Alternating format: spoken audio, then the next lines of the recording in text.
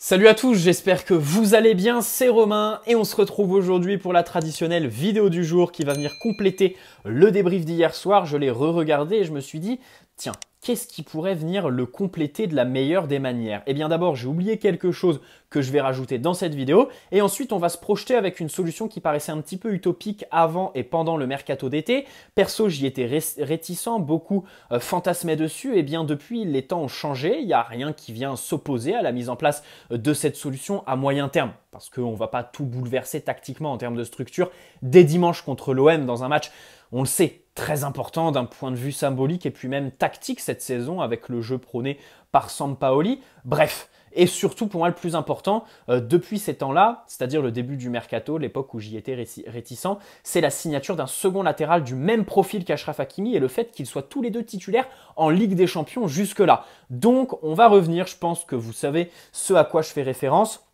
On va y revenir dans cette vidéo, mais avant cela, petite annonce, il y a quelques temps avec Flux Parisien, merci à lui, on vous a fait gagner un maillot de Lionel Messi dans une vidéo que je vous cale en fiche, très important, elle sera aussi dans la description, vous pouvez y aller parce qu'il est toujours à gagner. On n'a toujours pas fait le tirage au sort, c'est de ma faute, j'en suis désolé. À côté, on vous faisait gagner 3 écharpes de Lionel Messi sur Instagram.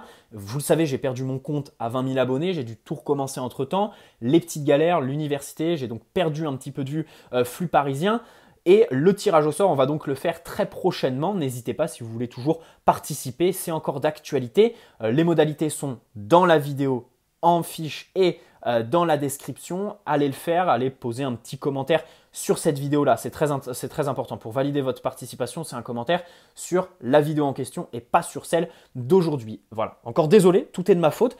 Et au-delà du concours et au-delà des remerciements profonds envers Flux Parisien qui vous fait gagner ce maillot de Lionel Messi, il y a un projet derrière. Flux Parisien, je pense que c'est ce qui se fait le mieux aujourd'hui dans la communauté parisienne pour regarder les matchs des jeunes, s'informer, parce que c'est un débat qui attise toutes les passions, les jeunes, et bien évidemment, vous l'avez compris, je vais en faire une vidéo très prochainement. J'en profite pour faire mon teasing. Mais voilà, il y a beaucoup de gens qui parlent des jeunes sans regarder les matchs, sans connaître les qualités, les défauts, les formes, voilà, les équipes de jeunes. Eh bien, sachez que Flux Parisien vous propose d'y avoir accès avec un niveau de professionnalisation très très bon, voilà, excellent au niveau du matériel, la qualité d'image et tout ça. Je vous laisse aller y faire un petit tour, c'est un super projet. Fin de l'annonce, début de la vidéo, c'est parti. Alors d'abord, on va commencer par quand même ce que j'ai oublié hier parce que j'ai été très critique envers Mauricio Pochettino, je pense à juste titre, mais il y a quand même quelque chose qui est à mettre à son honneur. D'ailleurs, même les joueurs en ont parlé devant les médias, ils ne pouvaient pas jouer sur les hommes.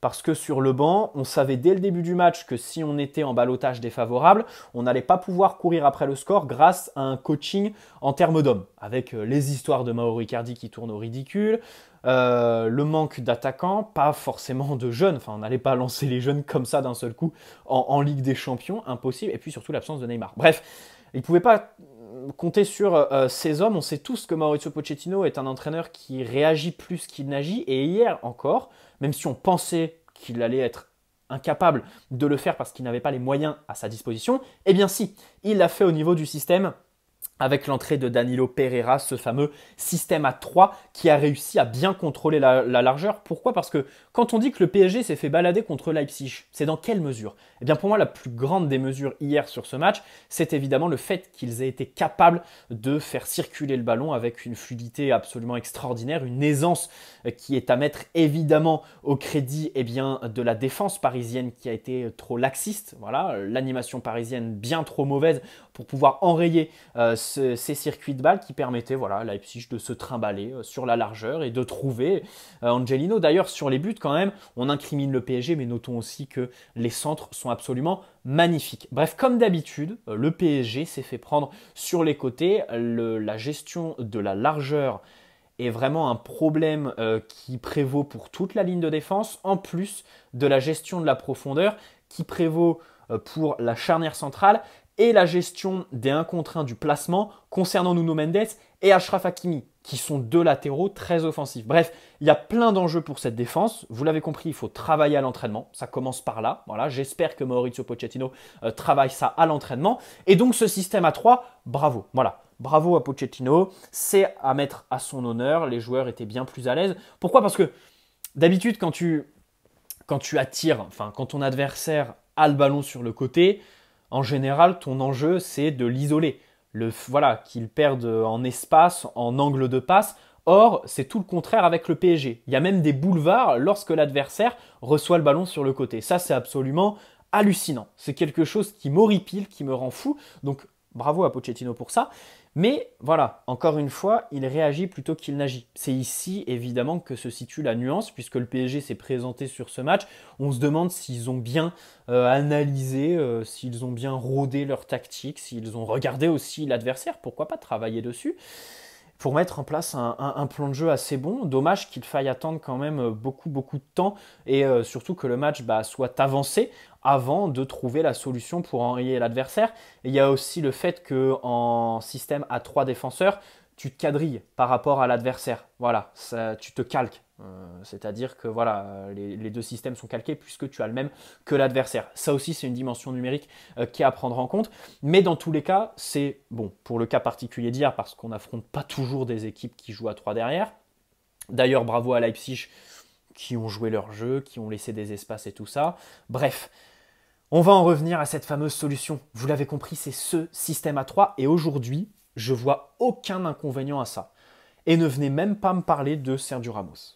Bien sûr, Sergio Ramos ferait sûrement beaucoup de bien dans cette défense. Et si on veut être optimiste, on pourrait dire que le retour de Sergio Ramos pourrait être le tournant de la saison défensive du PSG, tant il y a vraiment d'énormes manques qu'il est bien sûr capable de combler, parce que c'est un des meilleurs de l'histoire. Mais encore faut-il qu'il revienne, et une fois qu'il sera revenu, encore faudra-t-il qu'il retrouve sa meilleure forme, bien évidemment, au-delà du fait que c'est un monument du foot. Donc aujourd'hui, on se retrouve, je trouve, au-delà de Sergio Ramos, avec pas mal de défenseurs centraux capables de jouer dans un système à 3. À commencer, par Marquinhos. Je pense d'ailleurs que le perdant de ça, ce serait Kimpembe, parce qu'il n'est pas à l'aise dans une défense à 3. On l'a vu au PSG le peu de fois où on l'a fait, ou même en équipe de France avec Didier Deschamps. Par contre, à l'inverse, les Thilo Kehrer, les Abdou Diallo seraient très très bien dedans. Ce sont des systèmes qui leur conviennent. On rappelle quand même qu'ils viennent d'Allemagne, un pays, un championnat où ce système est plutôt développé. C'est un petit modèle, enfin du moins plus qu'en France bien évidemment. Et surtout, Kehrer, d'abord, qui a fait un bon début de saison, avant d'être éclipsé, on ne sait pas trop pourquoi, ça lui permettrait de lui redonner du temps de jeu. Abdou Diallo, là en ce moment, il est, je pense, c'est le mot juste, mauvais à gauche. Voilà, il y a eu des références, oui, il y a eu des bons matchs.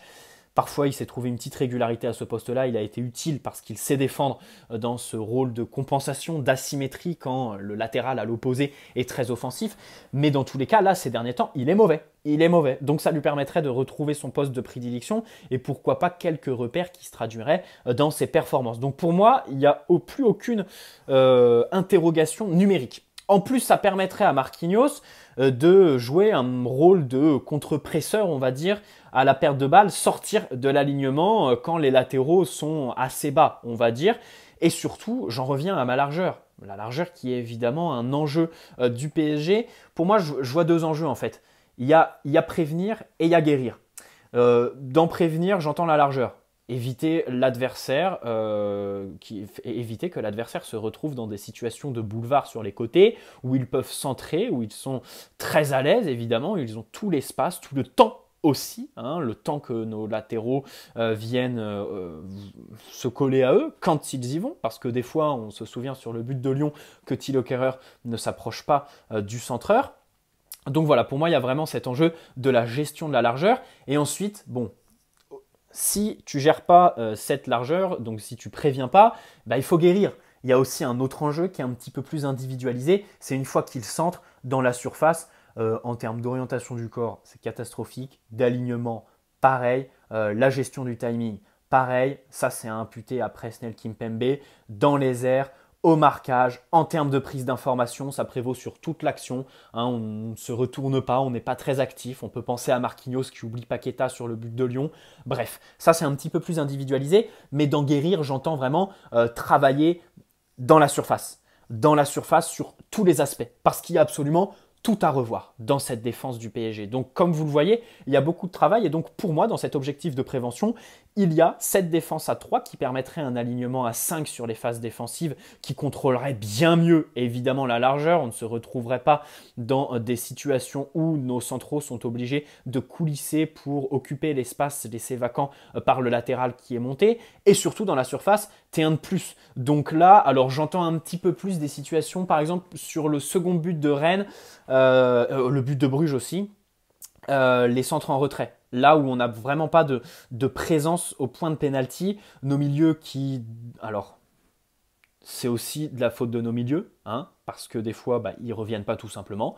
Là, c'est encore une dimension qui est individuelle. C'est là qu'on voit que tu as beau mettre n'importe quel entraîneur, c'est aussi du ressort individuel des joueurs. Et voilà, nos milieux qui ne sont pas forcément bien placés, qui laissent de l'espace à un joueur au point de pénalty sur un centre en retrait qui aspire toute la défense centrale, la charnière. Donc si tu es un de plus, évidemment, ça fait un petit peu plus de densité dans la surface.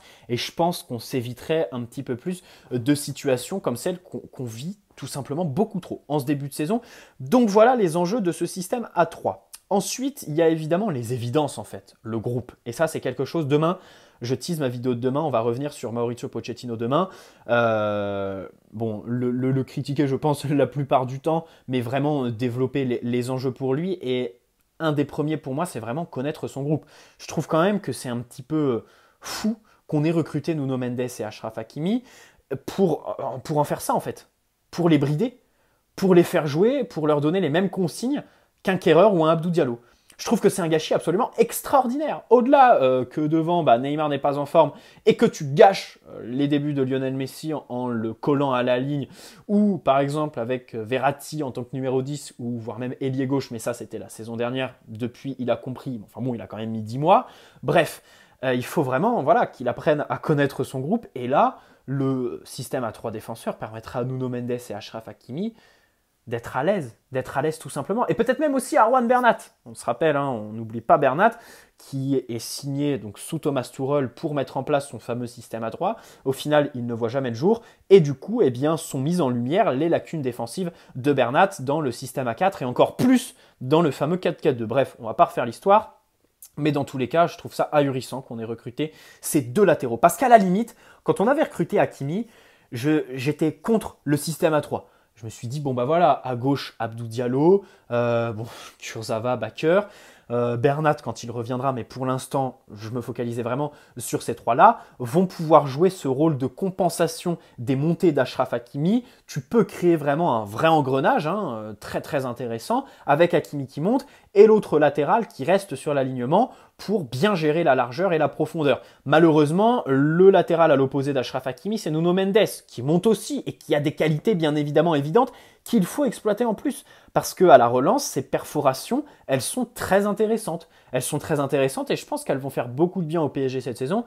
Donc voilà, dans cette mesure, depuis qu'on a ces deux latéraux-là, ces deux profils, il faut mettre en place ce système à 3 défenseurs. Maintenant, pour moi, la plus grosse interrogation, c'est le milieu de terrain. Parce qu'on se retrouverait avec un double pivot, bien évidemment. Alors, dans le double pivot, qui envisageait? Bon, déjà Marco Verratti. Je pense que la première des réponses qu'on peut apporter à ça, c'est mettre Marquinhos dans l'axe des 3 défenseurs centraux et lui dire de monter à la perte de balle, faire ce fameux rôle de contre-presseur, parce que je pense que dans ce registre, c'est tout simplement un des meilleurs dans l'effectif. Voilà, pour contrepresser la réactivité à la perte de balle.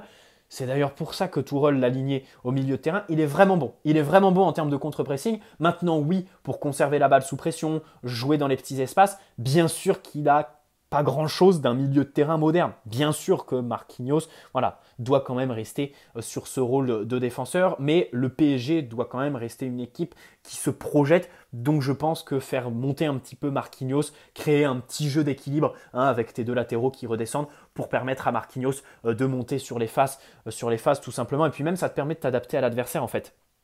Quand l'adversaire décide de jouer sur les ailes, ok, tu gardes ton alignement à 5. Dans l'axe, tu as Verratti, Gueye. Et sur les côtés, tu verrouilles et tu ne te retrouves pas en situation de supériorité. Ok, pas de problème. Par contre, quand ton adversaire décide de t'attirer vers l'axe, eh bien là, d'accord, tu demandes à tes latéraux de redescendre et Marquinhos de monter pour apporter de la densité et de l'intensité. Pour moi, il y a un petit jeu très subtil qui est à créer à ce niveau-là. En plus, là, c'est une évidence en fait. Il n'y a même pas besoin de vous faire de dessin. Ce système, disons en 3-4-3, 3-4-3, 3-4-1-2 peut-être. Mais bon, on sait tous que la structure au PSG, c'est pas le plus important parce qu'elle se traduit pas vraiment concrètement sur le terrain. Hier encore, c'était un 4-3-3 point de base sur le papier et un 4-4-2 en bloc défensif. Bref, dans tous les cas, ça permet cette fameuse animation avec les latéraux qui montent et les ailiers qui reviennent dans l'axe. Bien sûr, c'est ce qu'il faut à Messi et Neymar. Donc voilà, je voulais développer un petit peu ce système à 3 défenseurs.